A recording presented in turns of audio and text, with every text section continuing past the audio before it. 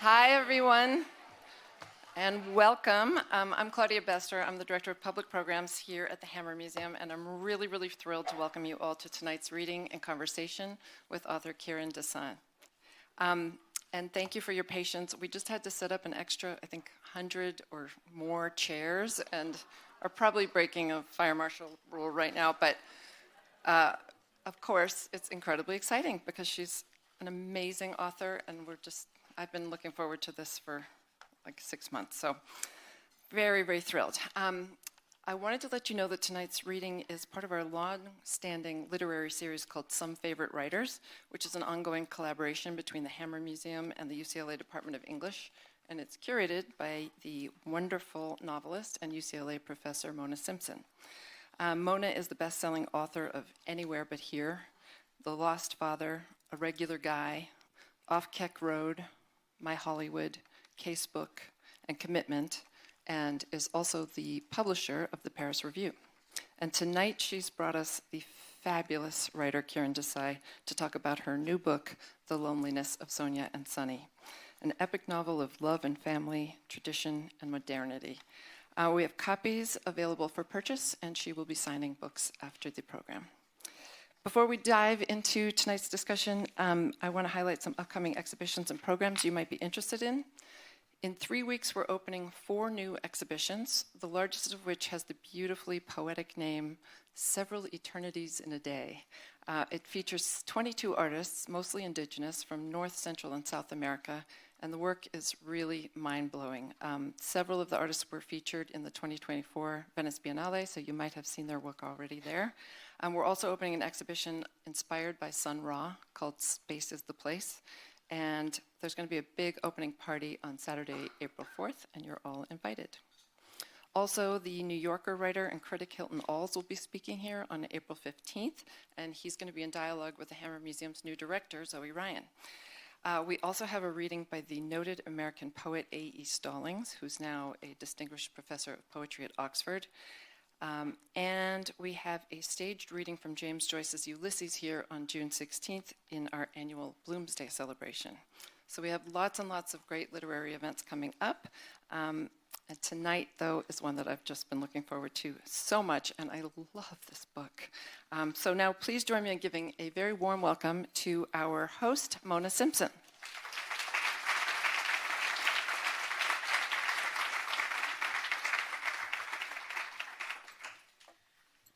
Hi, thank you so much for coming. It's so cheering to see such a big crowd out for a great book. Kiran Desai, as many of you know, comes to literature honestly and in an unusual way, through the family business. Her mother is the distinguished writer Anita Desai, author of Fire on the Mountain, Clear Light of Day, and Custody, among others.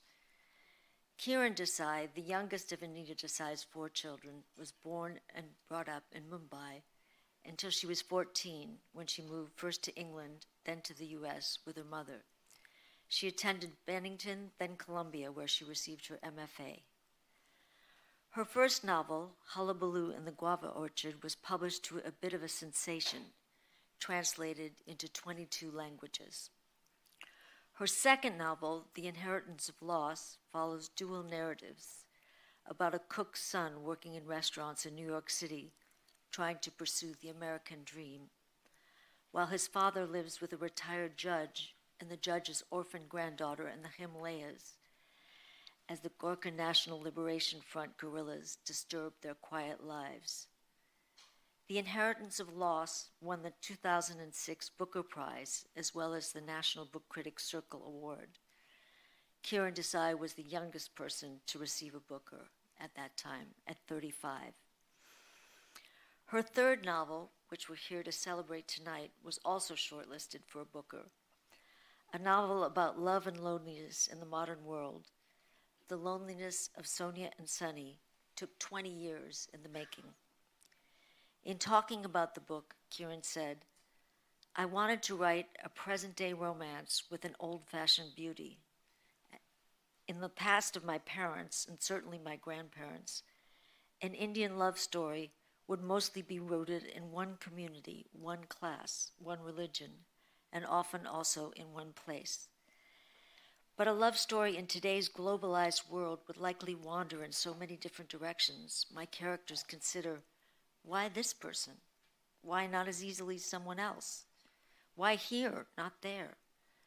As I wrote across geographies and generations, I realized that I could widen the scope of my novel to write about loneliness in a much broader sense, not just romantic loneliness, but the huge divides of class and race, the distrust between nations, the swift vanishing of a past world, all of which can be seen as forms of loneliness.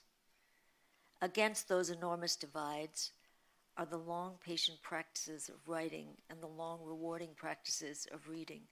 Thank you, Kiran Desai.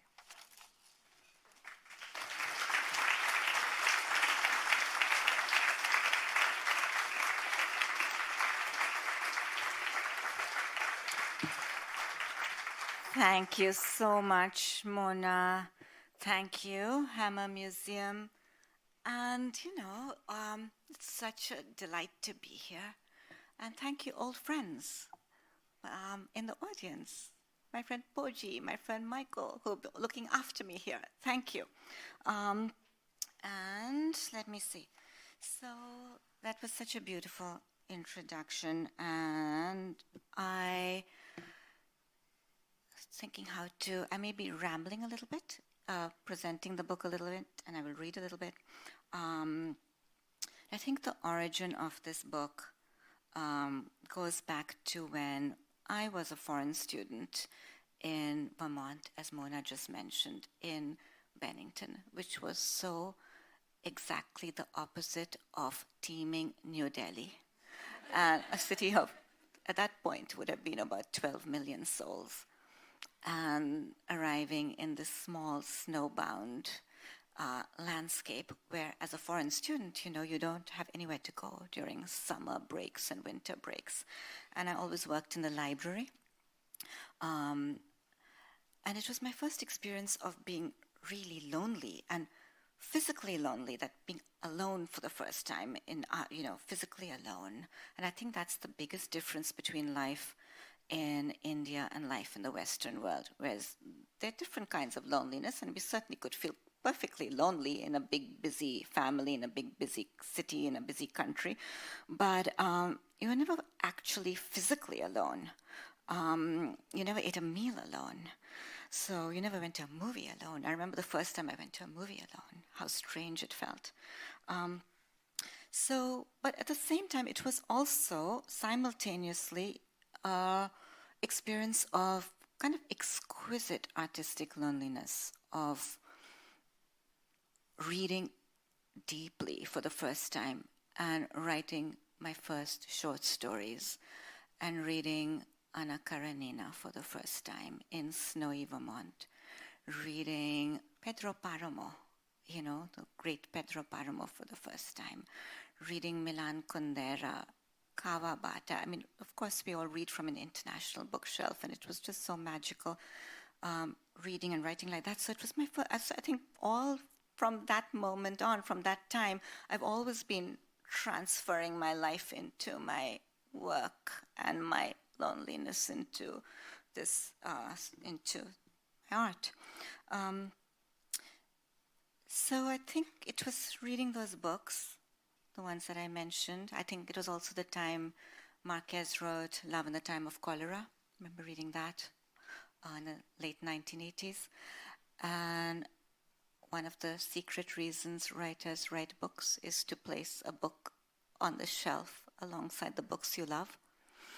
And probably I was all that time I've been thinking about how to do that. And yet it was a bit of a journey. I wrote a very political novel with The Inheritance of Loss.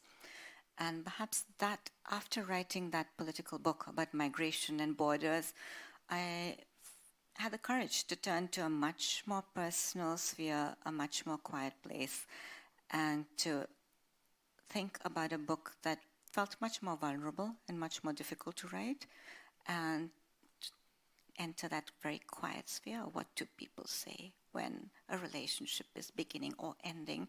But that is also why we read fiction, to eavesdrop on those conversations. But it was much harder to write, by the way, than write. Perhaps that's one of the reasons it took me so long. So as Mona said just earlier, I decided to write a story about loneliness through the lens of a long, unresolved love story. And really try to write about how modernity affects us in the very elemental matters of love and loneliness. So I set out to write a globalized, they see Indian romance, two young modern Indians out in the globalized world, and realized, just as Mona said, but that I could widen the scope of the story and talk about loneliness in many different forms. And finally, I just thought of it as a kind of, loneliness as water really morphing from one form to another, and thought I could really think about how it morphs from country to culture, from Western individuality to Eastern spirituality to traumatic kinds of loneliness, the loneliness of being a minority in a country, for example, political loneliness, but also beautiful loneliness, the kind of peace that comes after the war is over, and loneliness is a necessary time of when you are transforming into something else, kind of chosen loneliness, let alone the beautiful artistic loneliness I was talking about. But the other thing I thought I could do was, it was very interesting to me to think about Sonia and Sunny and their love story and their story in terms of the family stories, and to go back in time and not just across geographies, but to think historically and to think about how several generations thought about love and loneliness. So going back to their grandparents' generation, their parents' generation, and how those stories and those ideas influence Sunny and Sonia. And so, like so many authors, I suppose I circled back to my grandparents' time, and it is fascinating to me how important it was for me to know them as a writer. And I was recently reading Garcia Marquez's memoir, which is such a gorgeous book. And I saw someone on the subway in New York reading it. In fact, the other day, someone who was just coming back from a construction job, and I said, "My God, that's such a wonderful book." And he said, "Yes, we read it." Living to Tell the Tale is what it's called. There's a beautiful photograph of Garcia Marquez as a baby on the cover. And he talks about how he was so lost as an author and did not know how to write a novel. Was working as a journalist, did not know how to write his first novel until his mother took him back to the home he had grown up in Aracataca, in the banana plantations. And he takes the train back to the banana plantations, to those characters that were larger than life. And I was thinking about taking the train back to my grandparents' home. There was an overnight train, the overnight express from Delhi to Allahabad, which used to be a kind of central town, an important town, but was by that point a very provincial town. And my grandparents, I thought of them, they were kind of larger than life, strange characters. And I thought of them as like humorous characters in a kind of provincial theater. I didn't understand their lives at all. My grandfather was a judge and had been, he'd learned the English dictionary by heart, according to him, and went to England, where he passed the civil service exam and came back a judge. So he worked first under the British and then in independent India. But my grandmother was even more mysterious because we didn't really share a language. But she was this tiny little magpie bird of a woman, and she always told me that the best book she ever read was Gandhi's autobiography, which I think was the only book she had ever read. But I didn't know her well, but their marriage, was arranged, I think, when my grandfather was 16 and she was 13, and she was his second wife. Because there were so many children died young. And they would never have used the word love and yet they were so deeply rooted. And by the time I knew them, they spent all day together, side by side, sitting on a swing on their veranda. And when my grandfather died, my grandmother died very soon after. It was a relationship like that. And so I decided to go back to that time and to that veranda and to myself as a student in Vermont. And I'm going to read the first few pages of the book. And the grandparents are called Ba, is the grandmother, Dadaji, grandfather. And it also includes a character very much like my aunt who spent her entire life on that same veranda because she had been married off to a man who happened to be already married, who lived in Belgium with a wife nobody knew about. And so she, was a divorced aunt, and she was an especially tender aunt to me, and I loved her very much because we would share a bed when I visited my grandparents, and she would tell me everything I needed to know. She would say, "You're too young to know, but men are wolves." And so, this is here the aunt is called Mina Foy. The sun was still submerged in the wintry murk of dawn when Ba, Dadaji, and their daughter Mina Foy, wrapping shawls closely about themselves, emerged upon the veranda to sip their tea and decide, through a vigorous process of elimination, their meals for the rest of the day. Orders must be given to the cook at breakfast so that he could go directly to market. It was Mina's 55th birthday, the 1st of December in the year 1996, and the mutton for the dinner kebabs had been marinating overnight in the kitchen. This is also very familiar to me because the first conversation of the day on my grandparents' veranda was always about what we should eat for the rest of the day. "Rice," Ba shouted. "Roti." She was growing deaf, but she knew she must raise her voice over the morning traffic thundering past the front gate and the cawing of hundreds of crows. Their racket and the sun's struggle so closely linked, it was as if each morning the crows gave birth to the light. "Palau," she suggested. "Paratha." Perched above them at the entrance portico sat a plaster bust of a portly gentleman in a cravat, perhaps inspired by a drawing made by the bungalow's original owner, who had toured Europe, sketchbook in hand, in the same manner he'd observed foreigners doing in India.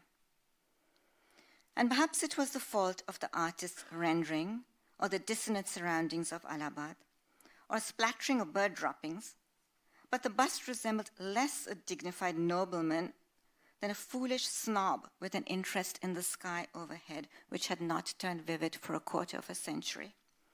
Not since the national highway had been widened to accommodate the lorries that trawled cabbages, cement, goats, wheat, and, if one was to believe the newspapers or the gossip, prostitutes and venereal disease. Oh, let me see, to handle my book and the light. This way, I think. Unperturbed by the fancy gentleman or the polluting lorries or the family upon the veranda, the crow's kavako rose to crescendo. "Cauliflower," Ba urged. "Spinach." "Potato," Dadaji said, lifting his feet off the ground. He rubbed them together as lovingly and extravagantly as if they were soft velvet hands. "The Gujarati loves a potato more than most," he said, as if explaining themselves to an absent anthropologist. Two squat phones, one in the living room corner, one on Dadaji's desk, rang out like toads in a swamp, and they knew it would be a birthday call from Mina Foy's brother, Manav, Dadaji, and Ba's second child. Dadaji picked up the phone on his desk, and Mina Foy the extension in the living room. Ba never spoke on the phone, for she had not the habit, even if she'd had the hearing. "Long life, Mina," Manav wished his sister. "It's been too long already," said Mina Foy. She wanted to tell her brother that she hoped the missionary couple would stop by, as they had last year, with cookies made with chocolate chips brought from Iowa. But then they may not remember it was her birthday, and she could not remind them She was forbidden to make telephone calls on her own because they were a useless luxury. Dadaji discussed the rising value of one of his investments, and then at the end of the conversation, he inquired about the health of his daughter-in-law and his granddaughter, Sonia.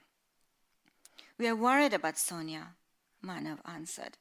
"Sonia attended college in Vermont. She's fallen into a depression. She weeps on the telephone when we call her back. A day later, the same." "But why?" asked Dadaji. "She's been there 3 years already. Why is she suddenly crying?" "She says she is lonely. The last time Sonia had traveled home was 2 years ago."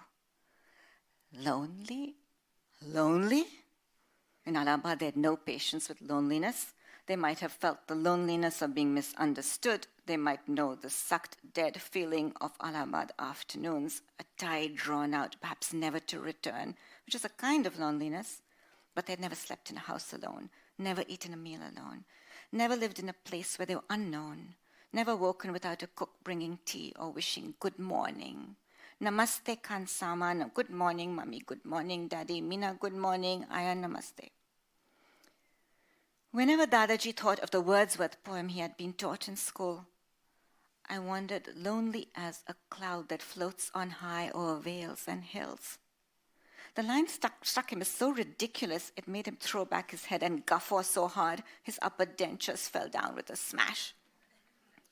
But feeling unusually generous because of the growing value of his shares, Dadaji directed Minafoy to telephone Sonia. Because vision problems afflicted him, a detached retina, glaucoma, cataracts, he put a magnifying glass to his roomy red eye and bent over so his nose touched the address book as he read out the number for the Hewitt College dormitory in North Hewitt. Minafoy put her finger into the holes of the telephone dial and tried for nearly an hour to call until her finger numbed. Finally, the phone rang distantly, and someone, with what she assumed was a cowboy drawl, answered. Luckily, Dadaji picked up the extension line. Minafoy did not trust herself to speak to a cowboy.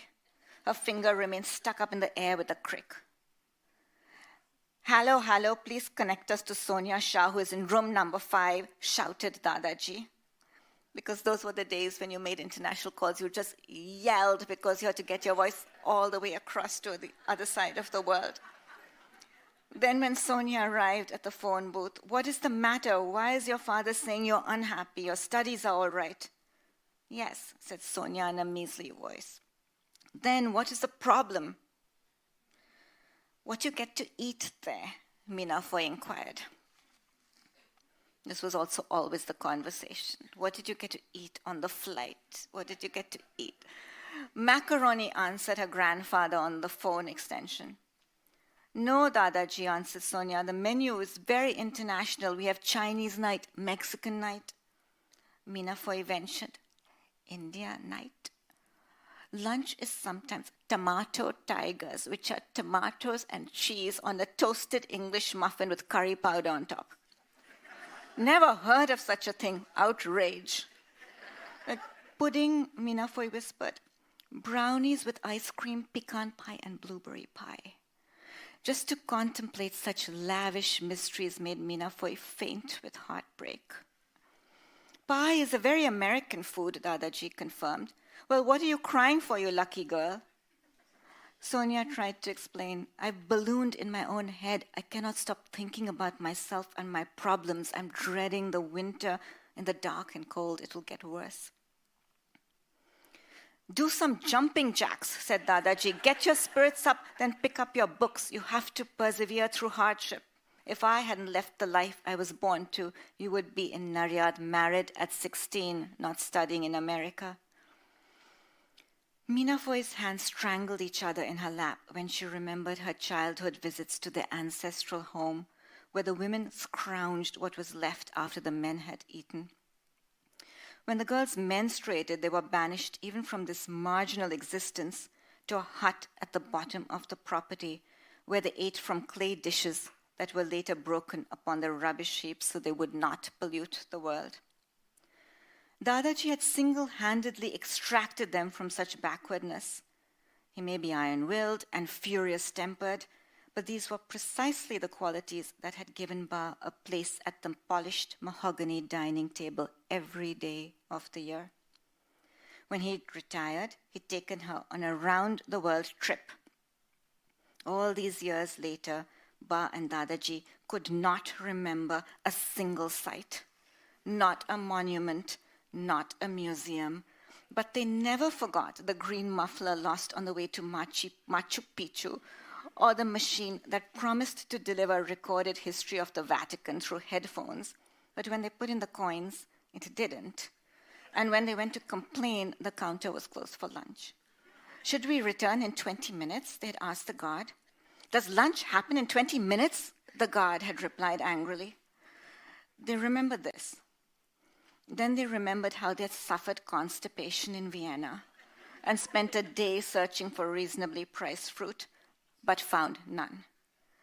In London, at a hotel called the Buckingham, where he assumed people would be honest, they had been told breakfast would be included in the rate, but it was not.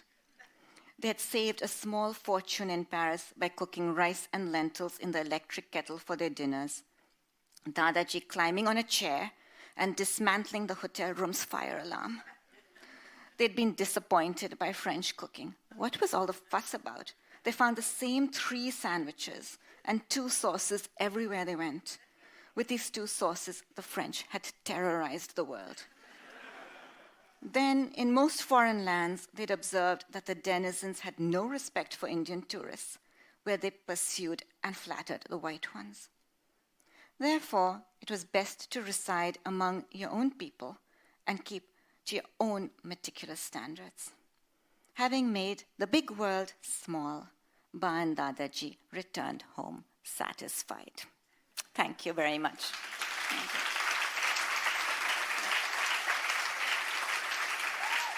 I'm speaking to Mona now, right? Yes.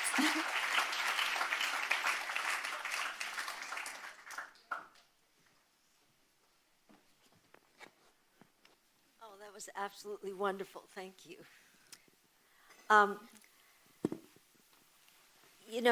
There's a wonderful, I assume many of you have read the book, but some of you have not, so forgive me if I'm saying the obvious to you. But there's a wonderful character, Elon, who's the ultimate narcissistic artist, both adorable and horrible, really maybe emphasis on the horrible. And he tells his younger girlfriend, don't write about arranged marriages. And of course, right at the beginning of this funny, bold, deep novel, one of the grandparents does try to arrange a marriage, and the 2 young Indians in America laugh at the idea.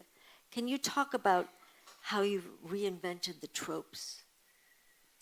Thank you. Yeah, I think it's something, as I was telling your students earlier today, that I think one's always so self-conscious as an Indian writer about how your work is going to be perceived out in the world. No, it's just something that you think about overly exoticizing your country, about giving people exactly the story they want to consume about your country, which I think arranged marriages falls into that category. And of course, it's such a complex world. There are arranged marriages, which are the majority of marriages in India still, but there are also marriages that are not arranged, or they're marriages that start off arranged and move to different kind of marriage. There are separations, and certainly in my parents' generation, when divorce was rare, and my parents did separate, it was quite normal to say, the wife went a little bit crazy and went to live up in the mountains, and she has a psychological trauma, and that's how they dealt with it. So there were a lot of wives living with psychological problems up in the mountains. But yet at the same time, as I said, so many marriages are arranged, and in a family that may be a completely cosmopolitan modern family in Delhi, there would be marriages that are not arranged and other marriages that are semi-arranged and all these different combinations. So I thought I should include all of them. That was my idea, to talk about Meena Foy, to talk about Sonia and Sunny, and different siblings may go different ways. Is there a sense that I happen to be half Syrian, and the rate of arranged marriages in Syria has gone way down, reduced more than 50%, and as a result, the rate of divorces have gone way up. Interesting. Have you noticed anything like that in India? Well, divorce has just become much more normal. In the past, it couldn't happen, and now it is quite normal in a city, in an urban scene. But you asked me about what Sonia and Sunny, their grandparents did try to arrange a marriage between them. And certainly, like my grandparents would have tried to arrange a marriage, say, between my brother and his wife, and it worked. They are married. Oh, my God. Yes. Did they try and arrange a marriage for you? No, because I was out in the world. I was sitting in Vermont.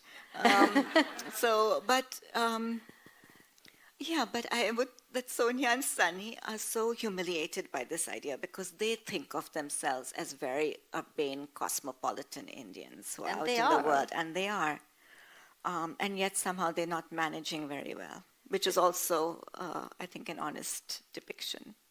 I remember you have a line, something like, an Indian parent has really succeeded if they have a child in America in a good school or in a good job. That was very funny. I think there's a whole class of people who are brought up to leave, who are educated and brought up to leave. That's wild. Yeah, but you've stayed. But you've stayed. I stayed, you're saying? You've stayed in America. Yes, like so many. That's sort of brought amazing. up, educated to study in America. And it's a sort of, I think one of the characters says, Sunny's mother, does she say that? To say that, we brought up perfect foreigners at a certain point in her life. And I remember my father saying that in a moment of melancholy, because he certainly wanted me to study abroad and encouraged me to do so. In the end, he experienced loneliness too. And one of the chapters in the book, I think I also try and write about those living rooms in a city like Delhi where all the children have left. Yeah. And they're all working in wherever, Siemens, Oxford, the United Nations, everywhere, but not at home. And so all these parents are growing old alone. And they've done what they wanted to do, and the accomplishment is there. But where are the grandchildren? There's still the pain of losing those children. Where are the Sunday dinners?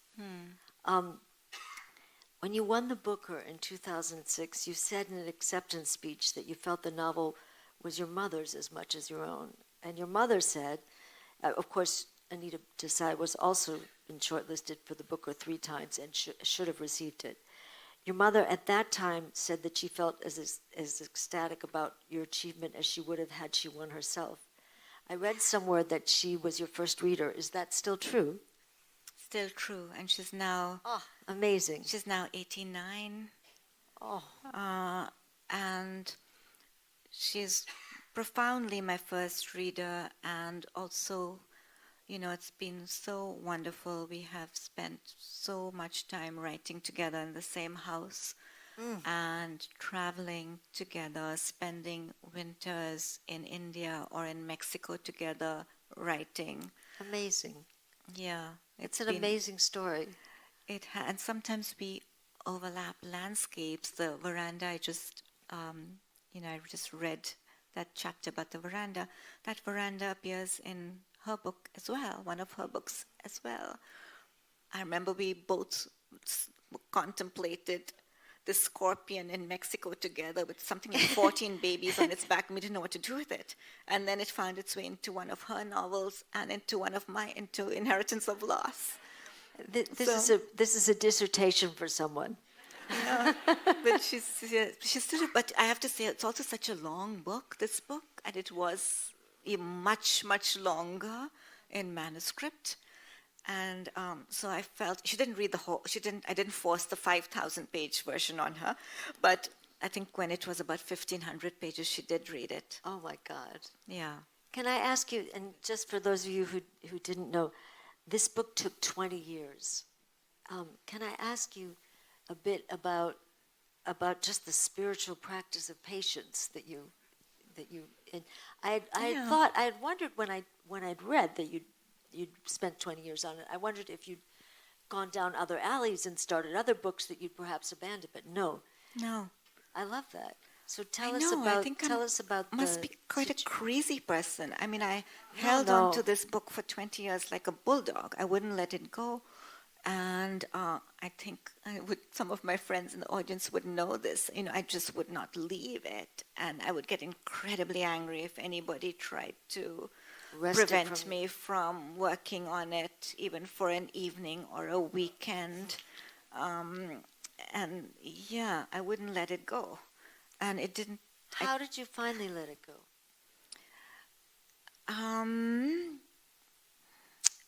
I suppose there was a point when I realized that no matter what I did, you know how it is when you distill a book to a point where even if it's imperfect, the flaw is a kind of necessary flaw. Mm-hmm. And if you're going to change anything, it's going to cause another problem. You just realize that there's a balance that cannot be unsettled any longer. Although I still think I could have taken one more year. I still felt like I needed a little more perspective. But patience is interesting. And one of the book is, it includes a lot of painters, the horrible character you mentioned, but also a lovely painter. And the lovely painter and a beautiful painting of a kind of faceless demon that's kind of the kind of talisman for the book. It's got sort of a deep figure. I wanted to ask you about that because you said that was really that painting by Francesco Clementi, which is from a series of watercolors called Emblems of Transformation. Yes. And you've said that he sent you a painting, right? He sent me a painting as a gift, but I was asked to write an introduction to this exhibition. As you said, Emblems of Transformation, and he's a deeply mystical painter, an Italian painter who works in India. And the paintings are all this series were very spiritual and sort of very mystical in nature and rooted between wakefulness and dream and sort of always in flux. And because I was thinking about the ideas behind his paintings, which I then used to write my book, what I perceived as the ideas behind his work, these mystical ideas of transformation and sense of self, sense of identity. But when he was interviewed, I was reading about him there for his work, and something struck me when this interviewer asked him, and I think he's really a great artist who not worked in India and then worked in New York at the same time as Warhol and Basquiat and painters like that. He said he had grown up in Naples I must have been 1950s. He went to India in the 1960s, and the afternoons were so long, and he learned patience. And the patience, and the interviewer says, for what? And he said, for the mind and material to come together. And so I was reading this and I was thinking, oh, that's so interesting because, of course, in India, the afternoons last forever. And we also learned patience. And that boredom was so important to a creative process. You know, those moments when you have really nothing to do and you're lying in afternoon siesta time when you're, you're sort of between dreaming and being awake. And so many thoughts come to your mind, and thinking of patience, having artistic reward, having spiritual reward. And you really wove that emblem into the book. Yeah, that painting. It's interesting asking you in this art museum. So is visual art generally important to you?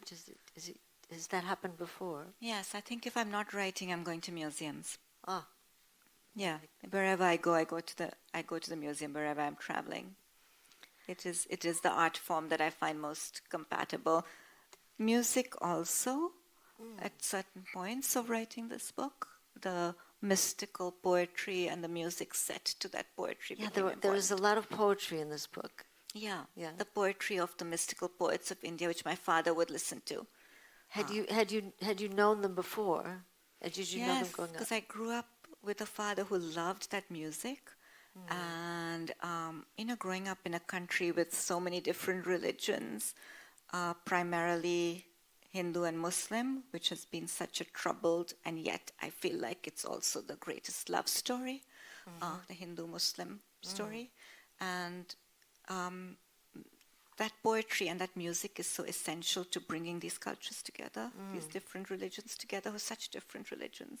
Such different religions. And my father loved this. I owe him this book in so many ways because after my mother and I left India when I was 16, he stayed on. And so I still could go home into my 30s, and he would go up to his rooftop in the morning. He turned on his music right away, right? He took his morning shower blaring music. And then in the evening, he would go up to the rooftop and he would listen to music again, and he would turn up this particular kind of music is what he would love most. And where do you feel most at home now? In India or in Brooklyn? That's, to me, it's less and less. I would say you think it's more and more a question I could answer, and it's less and less a question I can answer. Sense. And also, I live in a neighborhood in New York called Jackson Heights, and it's very immigrant neighborhood, which is a fascinating neighborhood, but it's also constantly in flux. And all the politics of today is happening right outside my window.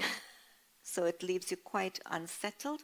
But I actually think it's fine. I think what the realization I've come to is, one, my home is in my work, and also that it's okay not to belong. Not to feel, I feel as if it's also a kind of spiritual realization that it's actually maybe even an ethical choice not to belong. It's okay. I like that. I could go on forever, but I know you all have questions. So if you don't mind, raise your hands, and one of our helpers will come with a microphone. How are we doing? What is our time? Oh, you're right. Say 20. Is everyone too shy? Here's one right here.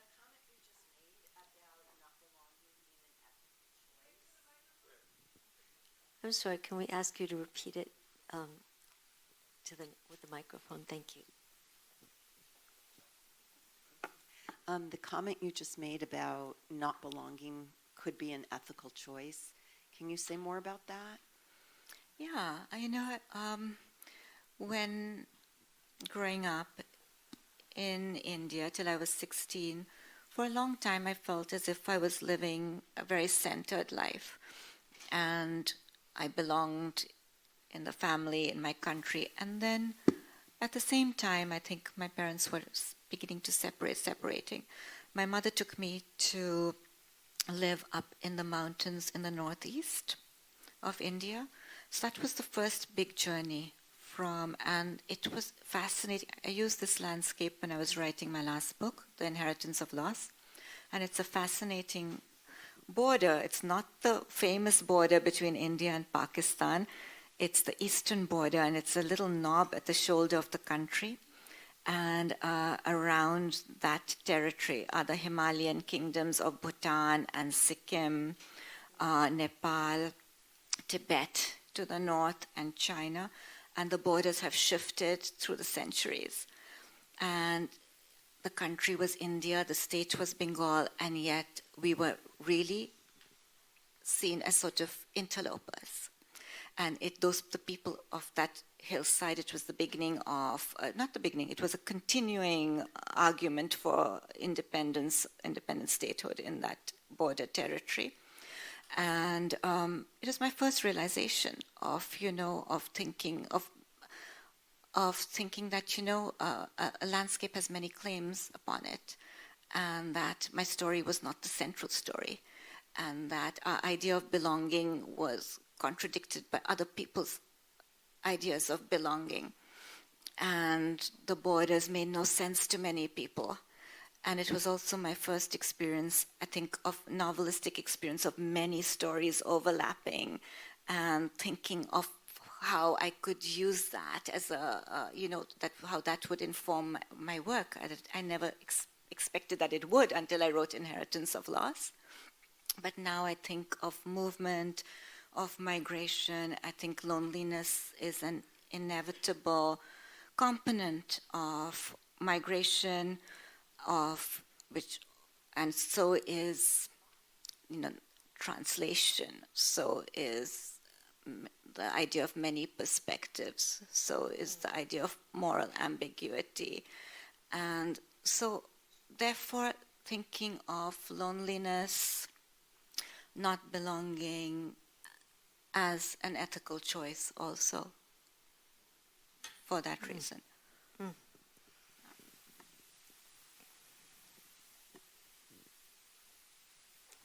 Of not putting yourself in the center of the world or your own story at the center of it and thinking there are the claims upon it. What are you thinking the takeaway might be once we finish the book? What do you hope that we remember or take away or have as a message? I just decided the end is optimistic. Because I thought it is so much about rifts. It's about, difficult rifts and difficult things too, but it's also about beautiful loneliness and the idea that we also seek to slip our skins. But at the end, I just thought, in all of this darkness of this world and so many things we can't control, it still is true that people can have a love story. And so it actually ends on an optimistic note. That personally we can actually still be happy as the sky falls down. Yes. You mentioned before that loneliness is a choice that you make? Is loneliness a choice that one makes, or is it something that overcomes a feeling of maybe being satisfied or not Or is lonely? it a feeling that That is a result that overcomes the normality of not being lonely? The normality of not being lonely. I think what I hope I'm understanding you right, but I began to think of loneliness as both the result of divisions, but also weirdly the connective tissue. And I began to think of all the spaces between us and what occupies those spaces, and somehow thinking of loneliness in both those different ways, and thinking of, say, Sonia's mother, who chooses to be alone because she thinks that loneliness for a woman actually is quite an important state of being, to feel at a certain moment, to feel that you are, to understand sort of the privacy and dignity of your individual being, and to feel a woman who experiences having her own house. And, it's been important to me too, to be alone, to have my own home, to have a strong sense of my own artistic life, and sometimes even to have gender completely vanish. To be completely alone is to sometimes lose the trap of gender, and that was also something interesting to explore. But it's not just one thing. I wanted to try to explore it in many different forms. Yes.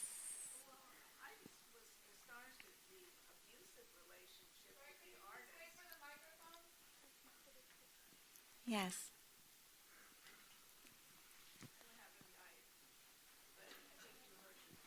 Okay. Thank you both so much. I came here with my wonderful book club members, and I wanted to ask. I didn't finish. They wanted me to talk. Does this? I just wanted to ask about the abusive relationship with the artist at the beginning, and I was pretty astonished about how violent it was, how upsetting it was, and I think it just came to mind because you're talking about the piece of being alone, and I can see that now, of course, after the contrast with the artist in the book. Can you talk about that? Yeah, and this is very much a book about an artist as a young woman, and also as we're talking about this little face, this demon, the way the secret structure of the book is about who is captured by whose gaze when it comes to love, when it comes to nations, when it comes to journalism, the stories we are being told, who is in whose purview, who is in whose gaze. And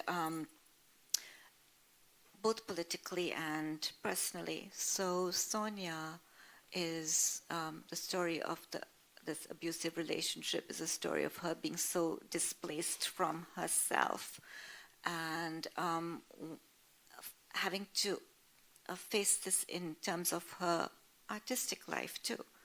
How on earth is she going to get past this when this character is between herself and herself, when her thoughts are not her own thoughts? And then I contrasted that also with the colonial history. What you do, when this someone else's gaze is containing you. You can't see it. So I was thinking in those two different ways about how on earth you overcome that. And also Sonia as a young woman, how do you overcome such a redundant story? It's a story that's so repetitive, and she wonders if it's repetitive because it keeps happening because it keeps being told, or it keeps being told because it keeps happening. And what her role is as a writer. Do you tell it again? Do you not tell it? She doesn't want it. What do you do when you get a story you don't want to tell?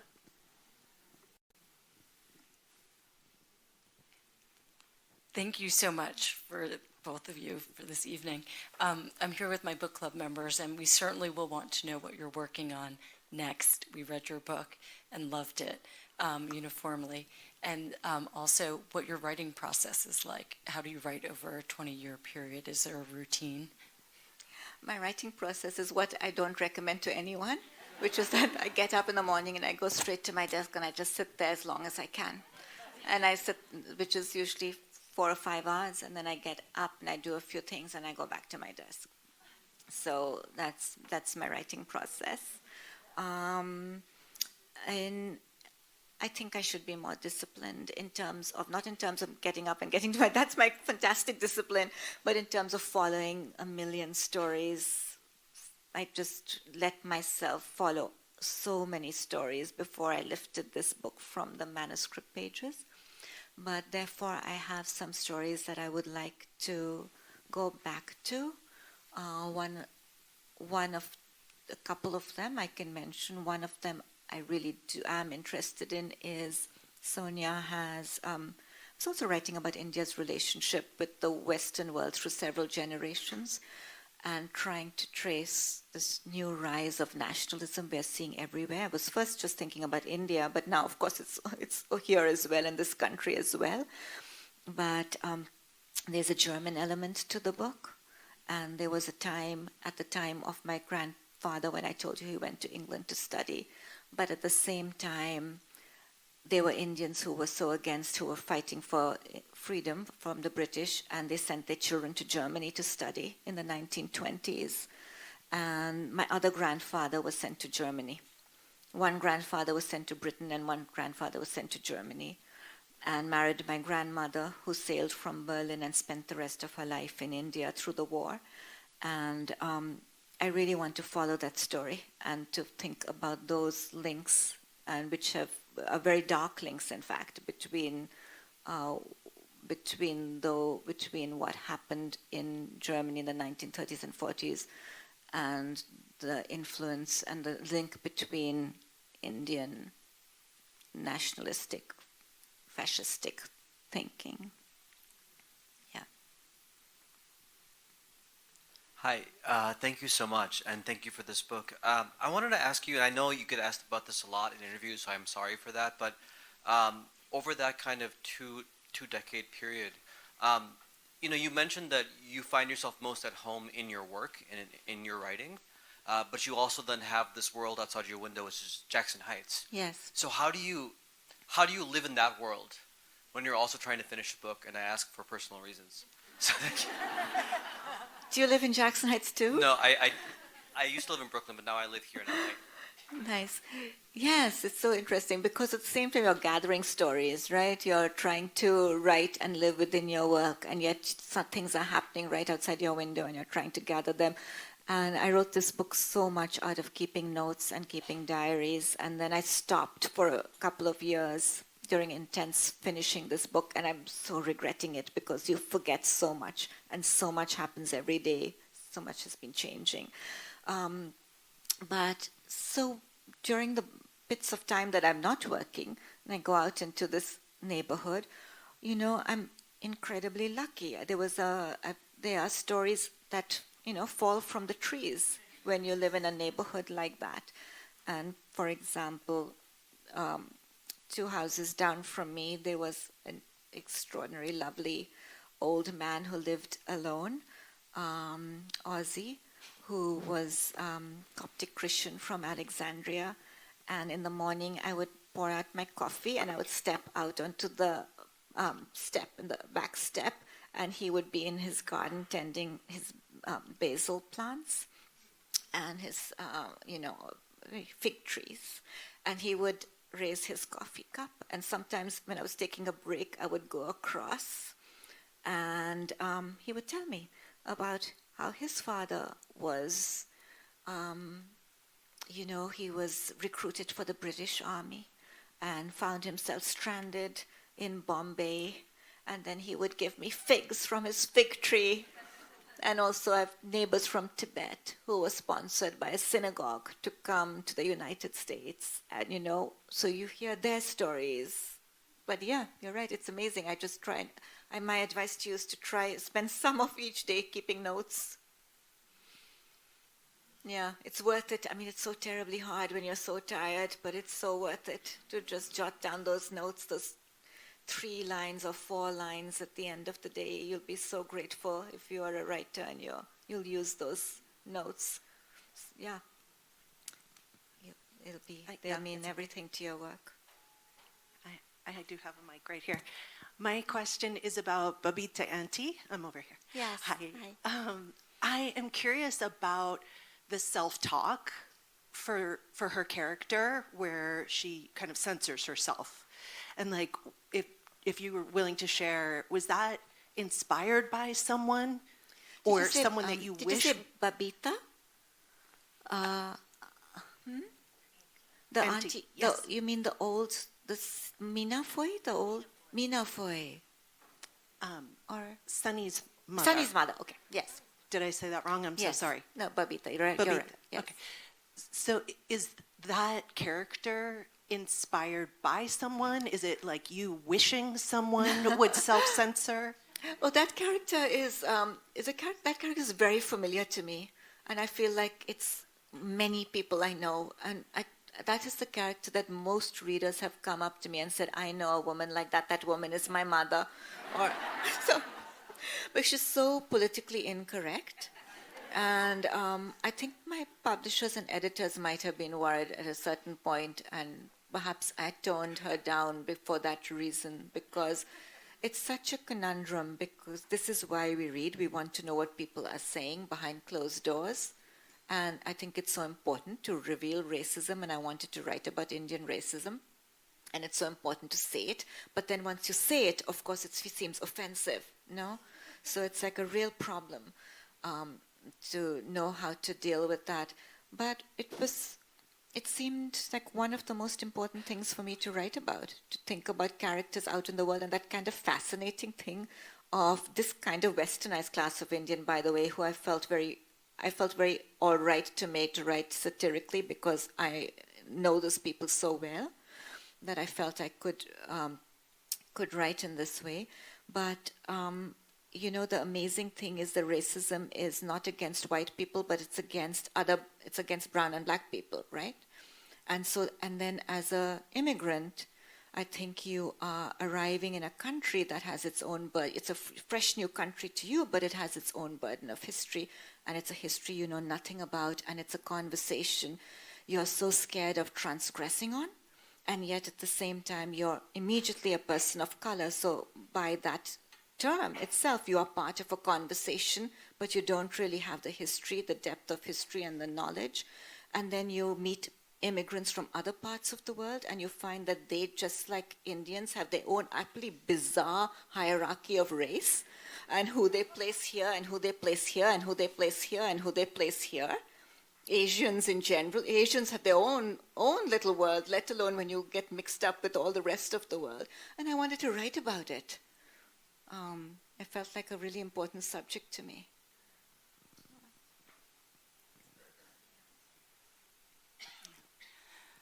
Thank you for that really beautiful reading. Right, your greetings from another Bennington alumnus. Yeah. Oh. Hey. Hi. It was a beautiful reading performance. I will come to the question of the gaze that came up a little in our earlier conversations and on the process of writing. I love how the story began with Sonia's time in Bennington, and I feel like so many writers of the global majority, including myself, we're dealing with the process with the white gaze, or the other's gaze, or the hegemonic gaze, or the institutional gaze. I was just curious when you were writing or started writing that story through Sonia as a character at Bennington, was that ever a part of your process or self-censorship, this idea that your fiction might be widely interpreted as autofiction? It was very deliberately so. So I wasn't worried because I really wanted to. I think this book is a mix of things that are completely imagined and others that are not. But I wanted to write about what it was like to be a writer, thinking about all these different subjects, thinking about all of these different things, and write about how impossible it seemed to negotiate them and to actually write a book that seemed true.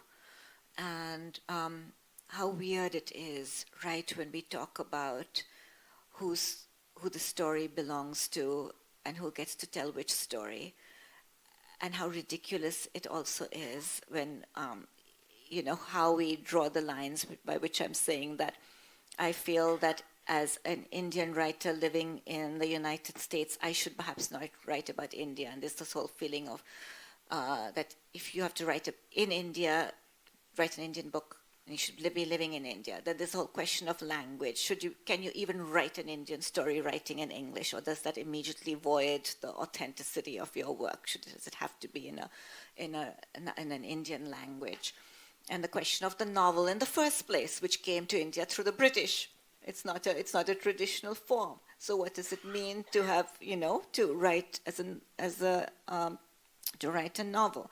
And then the whole thinking of, other people say the anger is against Indian writers, but Indian writers writing in the United States are fine, but white writers writing about India, that's not okay. So everybody, this whole levels and levels and levels, and then at the end you think the only authentic story will be a story that actually has not been told by the time you accuse everybody of exploitation of the story. Right, because the minute you leave a rural landscape for an urban and you publish a book, then you're exploiting your rural landscape too. So the minute you're published, the minute you have an audience. So that all just became very interesting to me to write about, and I deliberately included my own thoughts and, in fact, my first book of what it was like to write a book called Hullabaloo and the Guava Orchard, which I would never do again, really, given all of this. And I was listening to such a funny conversation between Salman Rushdie and the Jamaican writer Marlon James, who asked him what advice he would give to a young writer, and he said, fruit in the title, just don't do it. I was so embarrassed. Maybe he said tropical fruit. I don't know, but guava has haunted me.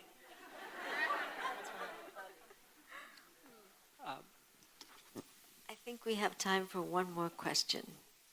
what's your perspective on AI, given that it makes the writing easier as a writer, and also what's your perspective on loneliness, because lots of people like can communicate with AI, but they may feel maybe lonely. Yes, you can communicate on AI, but I must say I'm not the person to really ask about AI.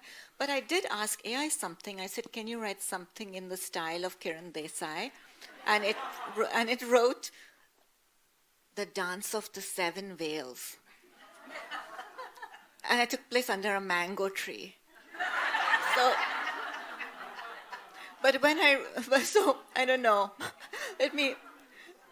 Maybe if you read it, you would think, yes, this is exactly her style, but I was a bit offended.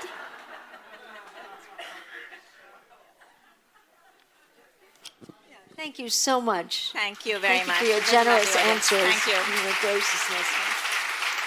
Kiran has